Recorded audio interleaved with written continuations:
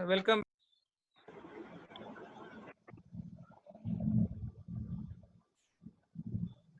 हा प्रमोद चालू कंटिन्यू कर. Hello Pramod. Hello Pramod. Hello. हा बोल ना जशीष. हा प्रमोद झालाय का, कनेक्ट झालाय का? कनेक्ट होतोय तो, त्याचा आवाज येत नाहीये. एकच मिनिट. येतोय प्रमोद.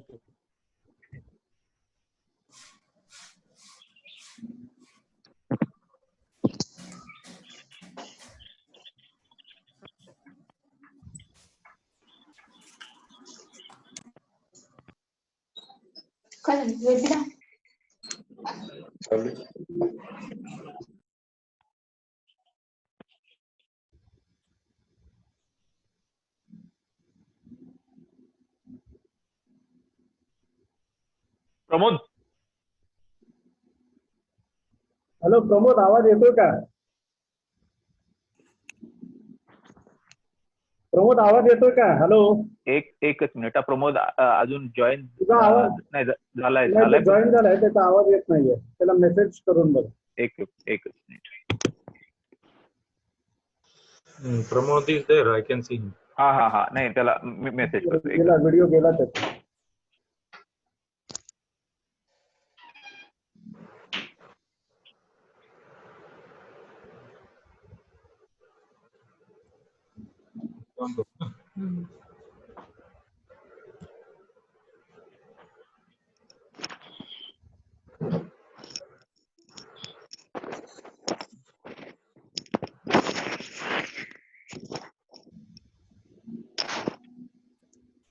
मी जरा थोडस उशिरा जॉईन झालो बरं का शशिकांत. हॅलो.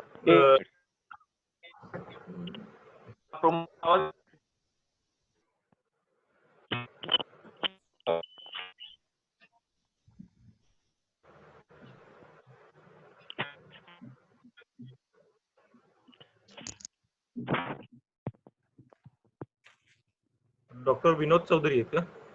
हो. अच्छा, तुम्ही डॉक्टर म्हणजे पीएचडी डॉक्टर की मेडिसिनचे डॉक्टर? मी पिडियाट्रिशियन आहे, बालरोग तज्ञ. अच्छा. मला एक विचारायचं होतं की आजकाल लहान मुलांना जन्मताच हे देतात का, के विटॅमिनचे इंजेक्शन जन्मता? हो, जन्मता विटॅमिन केचं एक इंजेक्शन द्यायचंच असतं प्रत्येक. अच्छा, कधीपासून हे चालू झालं? हे मी अगदी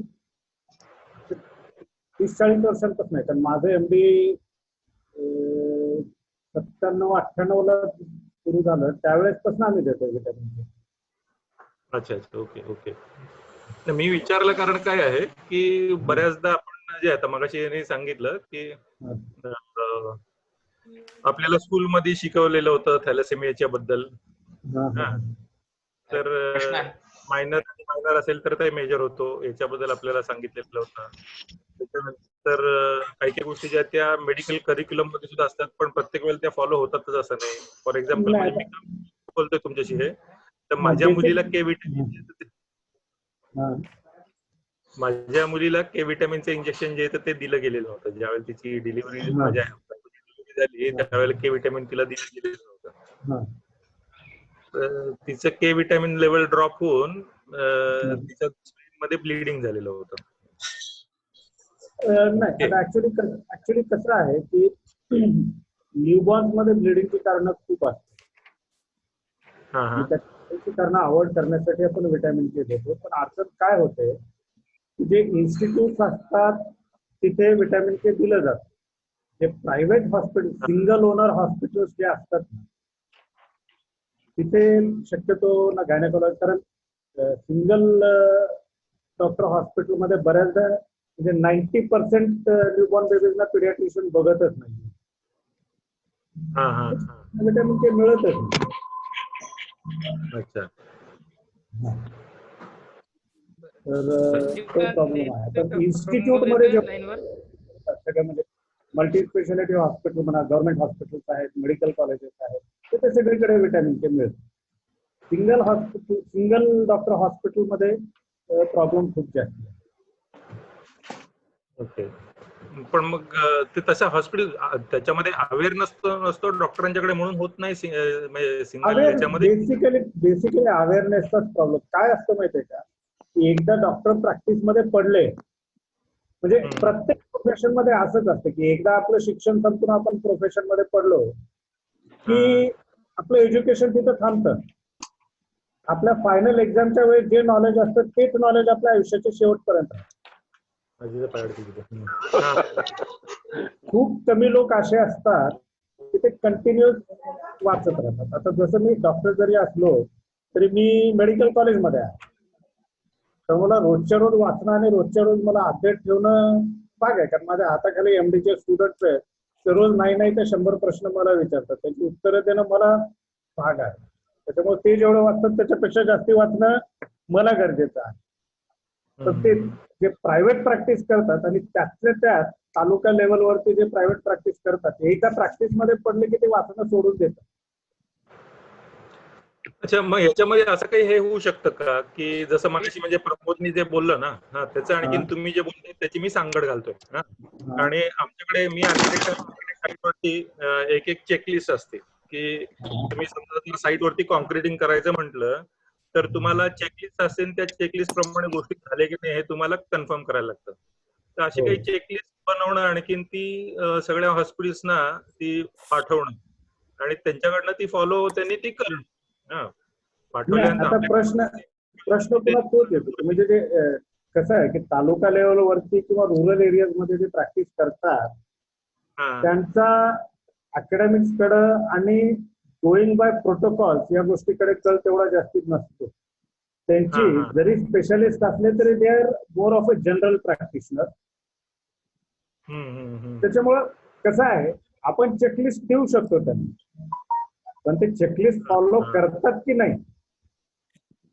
असं होतं महिन्याच्या शेवटी बसून मी सगळ्या चेकलिस्टवर tick tick tick tick tick tick करत जाईल ना. मला जर नुसतं चेकलिस्ट सबमिट करायची आहे तर महिन्याच्या शेवटी मी माझ्याकडे 50 पेशंट झाले तर ते 50 पेशंटच्या चेकलिस्टवर त्याच्यामुळे it has to come from inside. माझ्याकडे जे पेशंट येतात त्या पेशंटच्या मी या सगळ्या गोष्टी करणार आहे. आणि as it is in all profession, medical profession मध्ये असंच आहे की आता तरी म्हणजे डोंट टेक इट अदरवाईज, पण एक 2000 पर्यंत जे जनरेशन होतं त्यावेळेसचा काळ थोडासा वेगळा होता, प्रॅक्टिस थोडीशी वेगळी होती, बऱ्याचशा गोष्टी विश्वासावर चालायच्या त्या काळात. तर त्या काळात बऱ्याचशा गोष्टी कशा व्हायच्या की माझा अनुभव असा आहे म्हणून मी करतो आणि ते चालून जायचं. आता सध्या असं झालंय की it is all evidence based. म्हणजे सगळ्याच प्रोफेशन मध्ये असं झालं की एव्हिडन्स बेस्ड.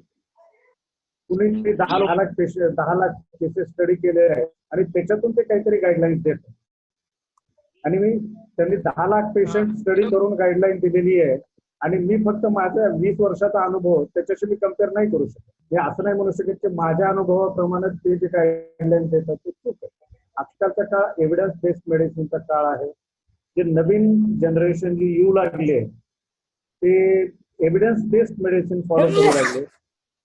त्याच्यामुळं कदाचित थोडंसं असं वाटू शकतं की हे लोक थोडे इन्व्हेस्टिगेशन जास्ती करतायत किंवा मेडिसिन थोडेसे जास्ती देत आहेत. काय होतं की दरवर्षी असे नवीन नवीन रेकमेंडेशन देतात. 20 वर्षापूर्वी डोकेदुखीचा पेशंट आले की त्याला एक अॅनासिन देऊन घरी पाठवून द्यायचे. आज डोकेदुखीचा पेशंट आले की त्याचा सिटी स्कॅन करून देतात. डॉक्टर विनोद,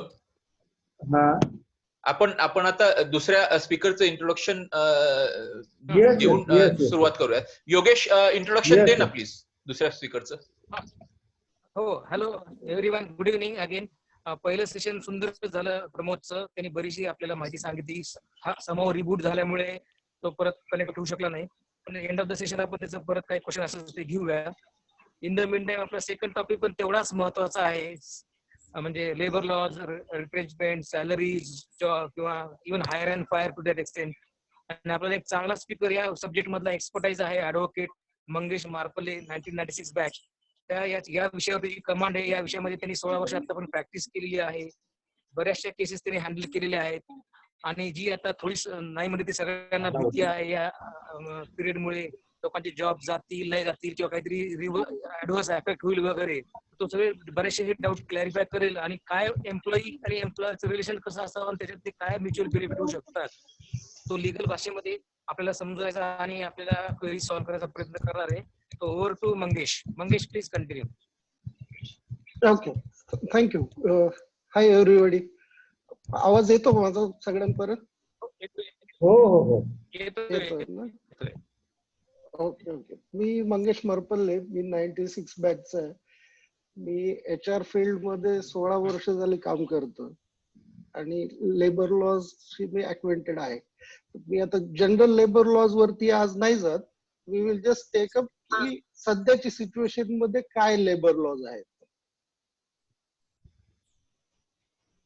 तर त्या अनुषंगाने आता नॉर्मली सगळ्यांकडे प्रश्न काय आहे की सॅलरी देणं एम्प्लॉयर्सला बंधनकारक आहे की नाही.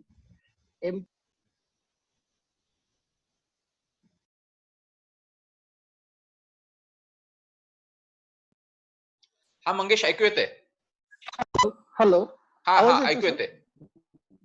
या, तर I will just go into details की आत्ताच्या स्टेज मध्ये आपल्याला काय रिक्वायरमेंट आहे. आता एम्प्लॉईजचा प्रश्न हा असू शकतो की मी तर ऑफिसला जायला तयार आहे, मी काम करायला तयार आहे, पण मला आता सरकारच ऑफिसला जाऊ देत नाही.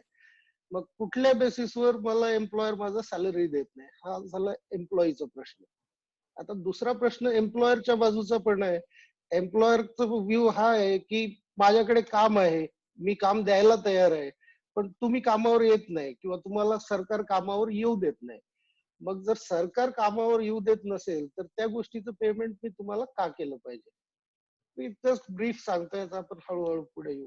आता हा प्रश्न उद्भवला कशामुळे. पहिल्यांदा तर आपण सगळ्याला माहिती आहे की हा सगळा प्रकार झाला कोरोना व्हायरसमुळे. आणि जो पहिला लॉकडाऊन चालू झाला आपला, तो 24 मार्च रोजी पंतप्रधानांनी डिक्लेअर केला. तो ऑफिशियल 25 तारखेला झाला. तर 24 तारखेला गृह मंत्रालयाने आपलं एक ऑर्डर्स इश्यू केल्या. आपल्या इथं नॅशनल डिझास्टर मॅनेजमेंट ऍक्ट आहे 2005 ची, आणि ज्या ऍक्ट अंडर सरकारला सर्व पॉवर्स आहेत त्यांच्या अधिकाऱ्यांना द्यायला, डिस्ट्रिक्ट कलेक्टर पर्यंत, लेबर कमिशनर सगळ्यांना ते ऑर्डर. आणि डिझास्टर मध्ये जो त्यांना एम्पॉवर करतो की ते तशा ऑर्डर पास करू शकतात.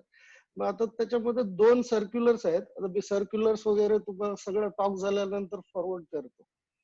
महाराष्ट्र सरकार म्हणतं, त्याचं 31 मार्चचं सर्क्युलर आहे महाराष्ट्र सरकारचं, त्यामध्ये महाराष्ट्र सरकार सांगतं की सगळे स्थलांतरित कर्मचाऱ्याचे पगार दिले पाहिजे.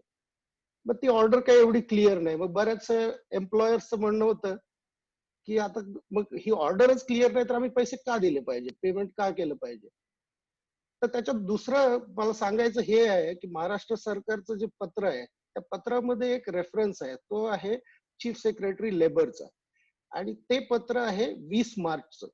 त्या पत्रामध्ये चीफ लेबर सेक्रेटरीने क्लिअरली लिहिलेलं आहे की प्रायव्हेट आणि कमर्शियल सगळ्या एस्टॅब्लिशमेंटला सॅलरी देणं बंधनकारक आहे, आणि लॉकडाऊन पिरियड मध्ये हे कुणाला कामावून काढू शकत नाही. आणि आता ह्या सगळ्या पॉवर्स त्या सेक्रेटरीला मिळतात सेक्शन 10 मुळे.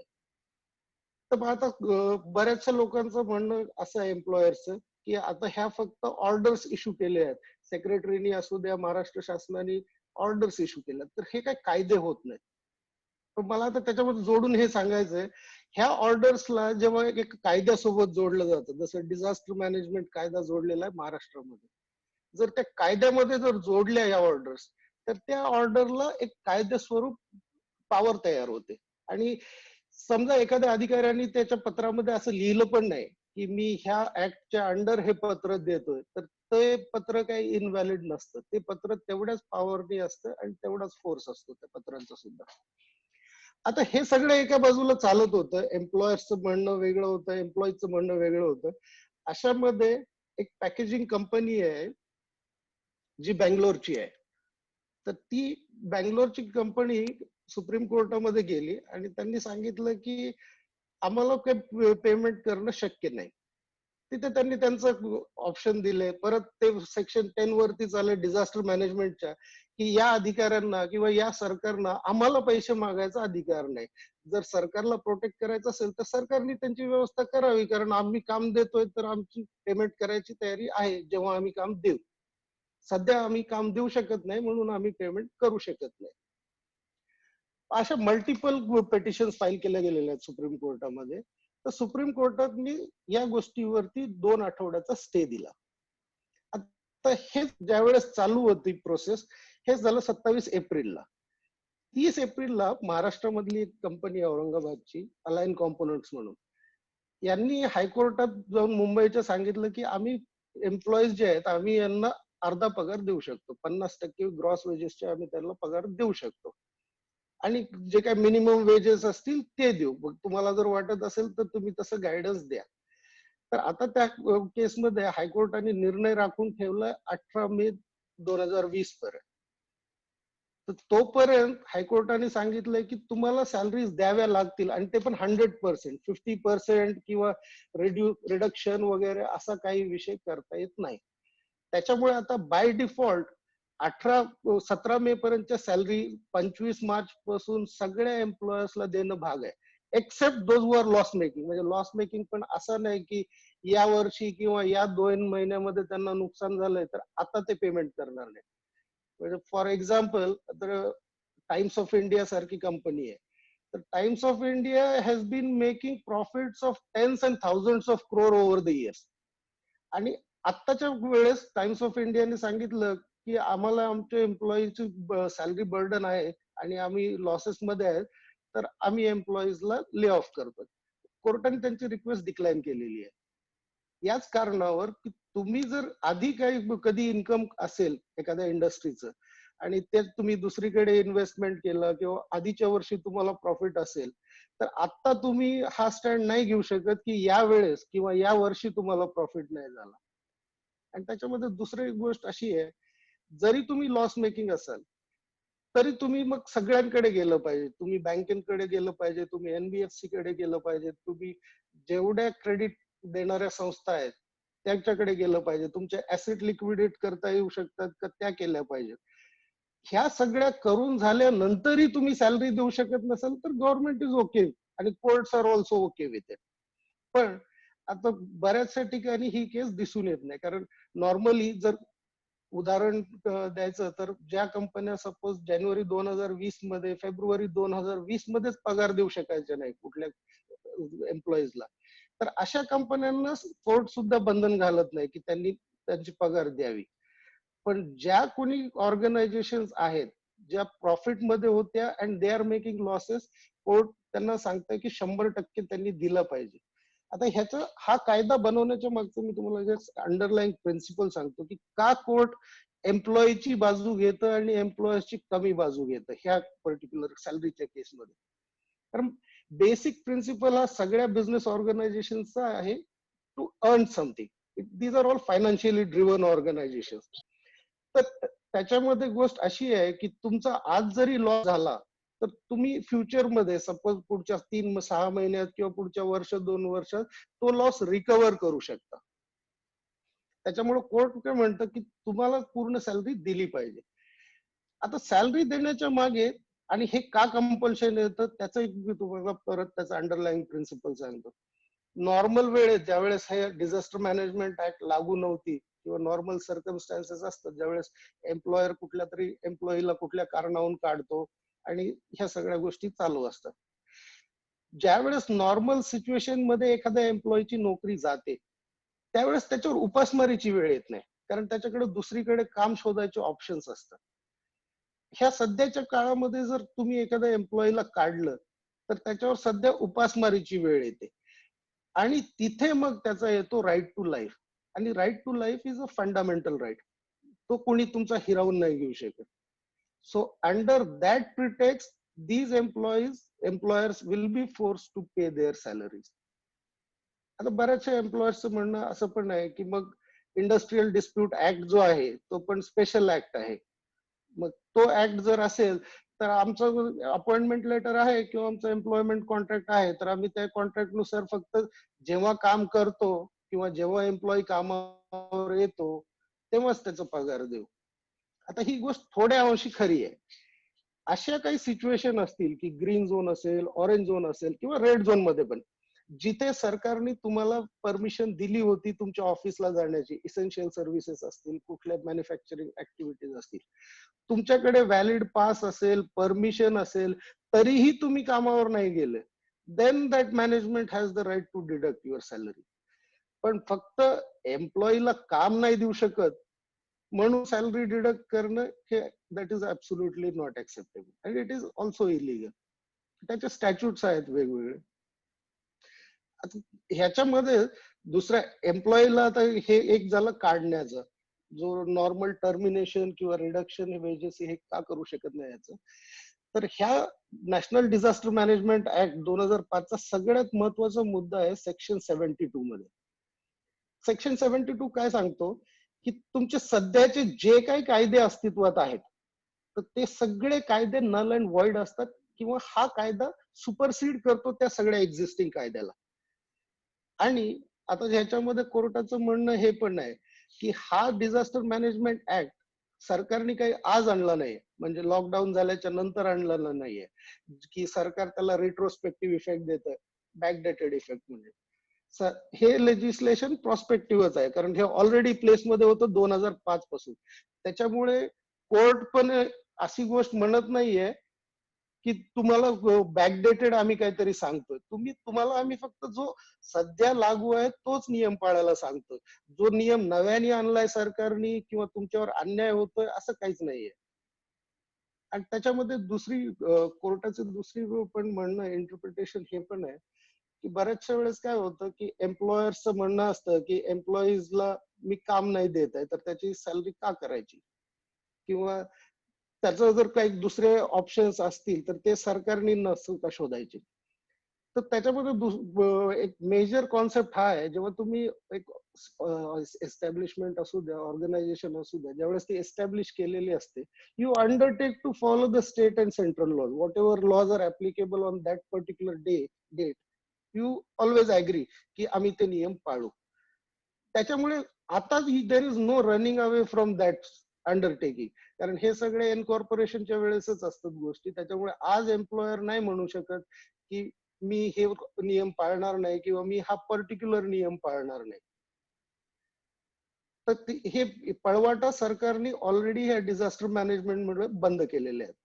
आता मला दुसरी गोष्ट एक आहे की महाराष्ट्रामध्ये डिझास्टर मॅनेजमेंट ऍक्ट लागू आहे. बऱ्याचशा राज्यांनी एपिडेमिक्स ऍक्ट लागू केलेला आहे 1897. तर एपिडेमिक्स ऍक्ट सुद्धा ह्याच सर्व पॉवर सरकारी अधिकाऱ्यांना देतो, सेक्रेटरी लेवलला, डीएम लेवलला, कमिशनर लेवलला, ग्रेड ऑफिसर्सला, की ते त्यांच्या लेवलवरती ऑर्डर पास करू शकतात आणि त्यांना कायद्याचं पाठबळ आहे की ते ऑर्डर एक्झिक्यूट करू शकतात. यामध्ये सगळ्यात महत्वाचा मुद्दा काय आहे, आजचा सकाळ पेपर जर तुम्ही वाचलं तर त्याचं लक्षात येईल की labour commissioners, assistant labour commissioners हे डायरेक्ट कंप्लेंट घेतात एम्प्लॉईजच्या की पर्टिक्युलर एखाद्या कंपनीने आमची सॅलरी नाही केली किंवा त्यांनी आमची सॅलरी कट केली किंवा ते आम्हाला कामावून काढतो म्हणतात किंवा ते आमच्याकडून जबरदस्ती राजीनामा लिहून घेतात. तर त्याच्यामध्ये गोष्ट अशी आहे की जोपर्यंत एम्प्लॉई हा एम्प्लॉयरला 30 दिवसाची नोटीस देत नाही की तुम्ही मला का कमी पगार दिला, तर तुम्हाला 30 दिवसाचा मी वेळ देतो की तुम्ही तुमची जी काय असेल ती चूक करेक्ट करून मला माझा पूर्ण पगार द्या, किंवा तुम्ही जर मला ले ऑफ केलं असेल तर तुम्ही मला कामावर परत घ्या, याच्यासाठी मी तुम्हाला 30 दिवसाची मुदत देतो. जर एम्प्लॉईनी ही जर नोटीस नाही दिली एम्प्लॉयरला तर एम्प्लॉईची जी केस आहे ती कोर्टात स्टँड नाही होऊ शकत, कारण कोर्टाच्या प्रोसिजर मध्ये मॅन्डेटरी 30 दिवसाचा पिरियड आहे की तुम्ही जर 30 दिवसाची नोटीस नाही दिली एम्प्लॉयरला त्याची चूक व्यवस्थित करण्यासाठी, तर you cannot file a case against that employer, it will again be void. आता बोलताना मुद्दा आला म्हणून ते सांगायचं मला की बऱ्याचशा आयटी कंपन्यांमध्ये अशी चर्चा असते की तुम्हाला राजीनामा द्यायला सांगतायत ते. तर भरपूर जणांची क्वेरी हे असते की मग मी राजीनामा दिल्यावर काय. मला तुम्हाला सगळ्यांना हे सांगायचंय की रेझिग्नेशन हा एम्प्लॉईचा पण राईट आहे, तो राईट दुसऱ्या कुणाचा नाही. म्हणजे तुमच्या वतीनं दुसरा कोण राजीनामा नाही लिहू शकत तुमचा, जे बऱ्याचशा ठिकाणी घाबरवलं जातं एम्प्लॉईजला वगैरे. Unless you resign nobody can force you to resign. आणि जर तुम्ही राजीनामा अंडर फोर्स लिहिला किंवा व्हॉलंटरी लिहिला तर you have given that right of employment. त्याच्यानंतर तुम्ही कुठल्याही कोर्टात जाऊन केस करू शकत नाही, ती कधी स्टँड होत नसते, कारण तुम्ही व्हॉलंटरीली तो राईट वे ऑफ केलेला आहे. तर त्याच्यामुळे ही गोष्ट बिलकुल कुठल्या एम्प्लॉयरला घाबरण्याचं कारण नाहीये. मी राजीनामा नाही दिला तर काय, राजीनामा दिला नाही तर एम्प्लॉयरकडे एकच ऑप्शन असतं, तुम्हाला टर्मिनेट करा. आणि टर्मिनेट करणं हे त्याला ग्राउंड्स लागतात. हे बोली ऐकी तोंडी भाषेमध्ये नाही करू शकत, त्याला काहीतरी प्रूव्हन ग्राउंड्स पाहिजेत, ज्या टर्म्स अँड कंडिशन्स तुमच्या मॅन्युअल मध्ये, कॉन्ट्रॅक्ट मध्ये, अपॉइंटमेंट लेटर मध्ये मेन्शन पाहिजेत. आणि only if there is that Breach of trust, if there is financial embezzlement, if there is prima facie misconduct, frauds proven, only then he can terminate your services. Otherwise, he doesn't have many options. हे तर झालं हे lockdown पिरियडचा salary आणि टर्मिनेशनचा. अगदी तो दुसरा विषय त्याच्यामध्ये होता रिट्रेंचमेंटचा. तर रिट्रेंचमेंटला परमिशन घ्यावी लागते आणि सरकार जेव्हा सगळ्या पॉवर्स सरकारने स्वतःच्या हातात घेतलेला आहे, there is very less chance की सरकार असं काहीतरी करू देईल. आणि त्याचं एक क्लासिक उदाहरण म्हणजे मागे झालेली विप्रोला लेबर कमिशनरनी दिलेली नोटीस, जे IT मध्ये बऱ्याचशा ठिकाणी पद्धत चालते की परफॉर्मन्स इम्प्रुव्हमेंट प्रोग्राम मध्ये टाकणं किंवा बेंच सोर्सिंग करणं वगैरे, ह्या सर्व जे वे आउट आहेत ह्या प्रायमा फेसी त्यांनी काढलेल्या वे आउट आहेत. ही गोष्ट ज्यावेळेस कोर्टापर्यंत जाते किंवा एखादा एम्प्लॉई ही गोष्ट ज्यावेळेस कोर्टापर्यंत घेऊन जातो, it will be very difficult task for an employer to prove की हा व्यक्ती माझ्यासाठी कामाचा नव्हता किंवा ह्यांनी माझं काम केलं नाहीये किंवा ह्यांनी त्याचा परफॉर्मन्स पुअर आहे. जर एखाद्याचा परफॉर्मन्स पुअर असेल तर त्याला एकाच दिवशी नाही काढतायत, त्याला वॉर्निंग द्यावी लागेल, त्याला तुम्ही ट्रेनिंग द्यावी लागेल, त्याला इम्प्रुव्हमेंटची संधी दिली पाहिजे त्याच्यानंतर, कारण ही एक ओव्हर द इयर्स प्रोसेस असते. आज फक्त लॉकडाऊन झाला म्हणून काहीतरी फायनान्शियल रिझन देऊन ते कुणाचं टर्मिनेशन वगैरे करू शकत नाही. तर बेसिकली या सगळ्या गोष्टीचं सांगायचं समरी आहे की सध्याच्या पार्ट मध्ये एम्प्लॉयर्सला सॅलरी द्यावी लागेल का? हो, त्याला ऑप्शन नाही आणि ती पण 100%, एक्सेप्ट तुमचा जो काही ट्रॅव्हलिंग फूड अलाउन्स आहे वगैरे, आणि दॅट इज व्हॉलंटरी, कारण तुम्ही वर्क फ्रॉम होम करताय तर त्याच्यामुळे त्याच्यावरती तुमचा हक्क पण नाहीये. दुसरी गोष्ट टर्मिनेशनची, same disaster management act evoke केलाय, त्याच्यामुळे टर्मिनेशन करणं is violation of fundamental right to life. त्याच्यामुळे that will not stand in any court of law. Even हे जे ऍप्लिकेशन गेलेत तिथे होऊ शकतं उद्या सुप्रीम कोर्ट वेगळा स्टँड घेईल सॅलरी कट बद्दल किंवा सॅलरी डिडक्शन बद्दल, but there is very less chance that court will take a view of termination, कारण that violates right of life and that is your fundamental right. तर ही basic outline ही होती.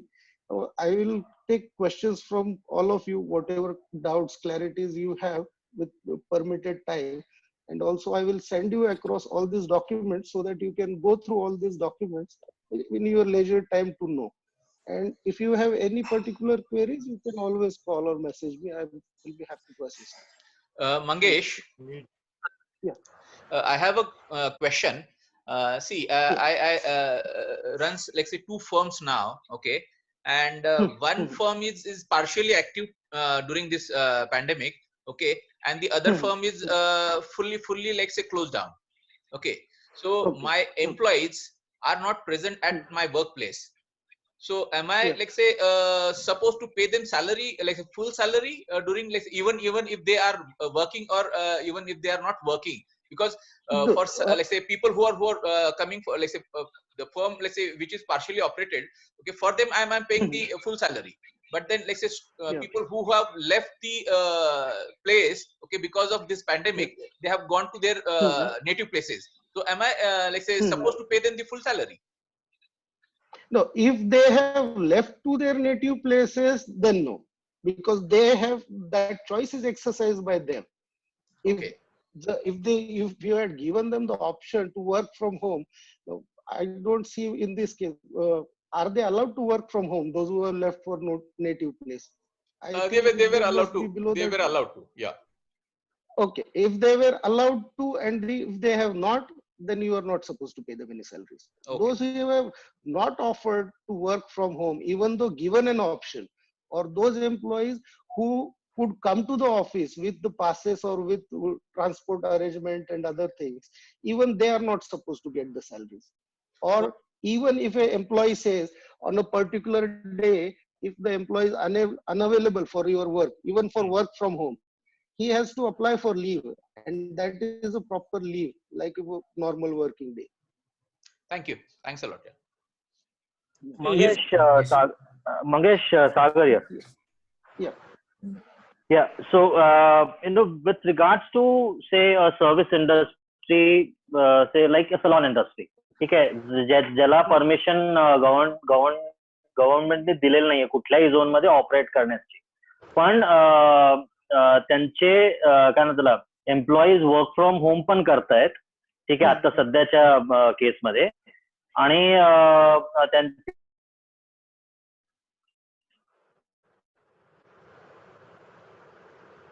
Hello सागर, तुझं last sentence नाही ऐकू आलं. number, based on their profile. Sir, is it still the right thing to do, or can they do it? No, I didn't get your last sentence. Could you please repeat your last sentence?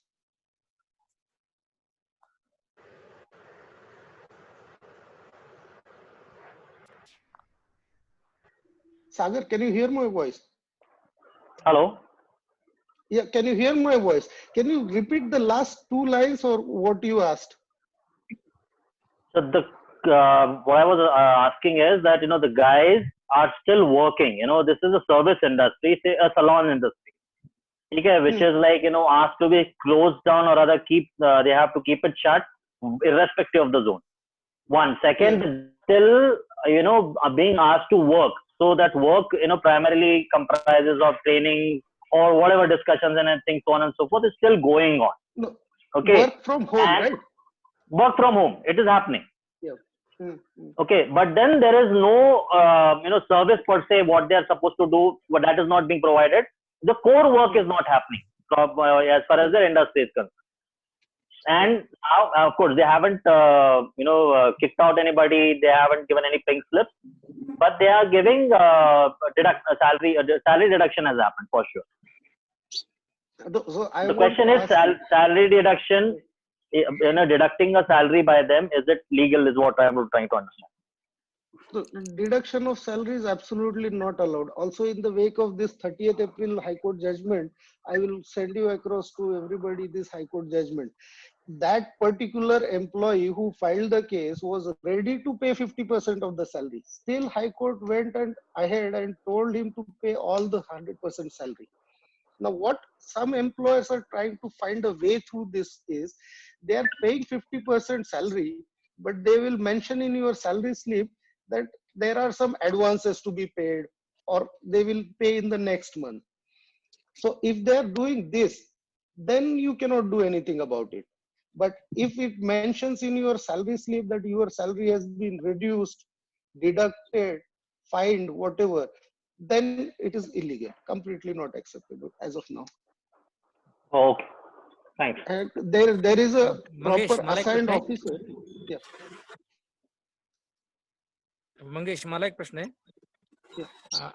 Hello Mangesh. हा, बोला sir. हा, with due respect to humanity, हे unorganise sector जे आहेत, ज्यांना government पण वेळेपर्यंत supply करतं फूड वगैरे वगैरे, आणि ते कामाला जात नाहीत, मग त्या लोकांना म्हणजे त्यांना पगार देणं बंधनकारक आहे का? हो, जर तुमची इंडस्ट्री ओपन आहे, जर तुमची इंडस्ट्री प्रॉफिट मेकिंग आहे, आणि जर ते अशा झोन मध्ये असतील, रेड झोन मध्ये, पण ते कामाला येऊ शकत नसतील, तर 17 मे पर्यंतची salary under any law you cannot stop. You have to pay. नाही, तो ते कळलं मला. अनऑर्गनाइज सेक्टर म्हणजे कसं, प्रत्येकाकडे घरात कोणी कामाला येत आहे की कोणी घरात तुम्ही टेम्पररी वर्कर ते मॅन्डेटरी नाही करू शकत ना, जोपर्यंत तुमचं पेरोल, मी फक्त पेरोलचे एम्प्लॉय म्हणतो, those who are on the payroll of an organization. Okay. Those who are not on payroll, that is totally unorganized. Nobody can do, because there is no law to deal with them. Hello Mangesh, माझा एक प्रश्न आहे. आता बऱ्याचशा लोकांना ही गोष्ट माहिती नसेल, पण जेव्हापासून कोविड सुरू झालेलं आहे, बरेचसे प्रायव्हेट हॉस्पिटल म्हणजे पेशंट नसतात त्यांच्याकडं. बरोबर. तर ते काय करतात की आता डॉक्टर जे असतात they are salaried but they are paid professional fee actually under the head of professional fee. आता काय झालेलं आहे की बऱ्याचशा हॉस्पिटल्सने असं केलेलं आहे की त्यांना सरळ सरळ सांगितलेलं आहे की till the condition improve will not be paid. आता त्याच्यात ते लोक काय करू शकतात? हे व्हर्बली सांगितलंय की लिहून दिलंय? Because there is every possibility हे व्हर्बली सांगितलं असेल. Verbally. Sir if they are saying verbally, पण जर त्यांना जर डॉक्टरना जर प्रोफेशनल फीस मिळत असेल अँड नॉट अ सॅलरी, तर मग that professional fees will not be covered under this DMA. अच्छा. कारण बऱ्याचशा ठिकाणी कसं असतं की सॅलरी असेल प्रायव्हेट प्रोफेशनल फीच देतात, सॅलरी नाही.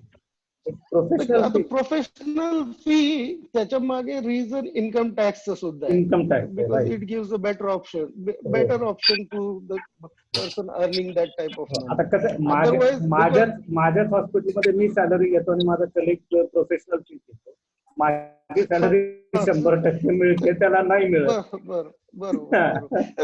ही प्रॉब्लेम काय आहे की पेरोल म्हटलं की तुमची सॅलरी आली की तुमचे स्टॅच्युटरी रिटर्न्स आले, जसं PF असेल, ESIC असेल. तर हे सॅलरीड लोकांना आणि हे सोशल वेलफेअर लॉज आहेत. त्याच्यामुळे काय आहे, even if you go to court, the principles of natural justice are applied only for all these typical some laws. Otherwise बाकी सगळ्या गोष्टीमध्ये principles of natural justice are not commonly applied. These are applied so that the concerned judge thinks positively or humanely with the complainant. That is his motive of this statute basically. अच्छा, मला एक विचारायचं आहे की समजा partial salary मी देतो आहे, माझ्या सॅलरी देतो आहे गेले 2 महिने, it is acceptable to them. So is there any issue? That is one thing that I want to understand. Second thing is I have some premises which I have given on rent. Okay. And the licensees, they are not in a position to carry out any business, so they are not paying any rent.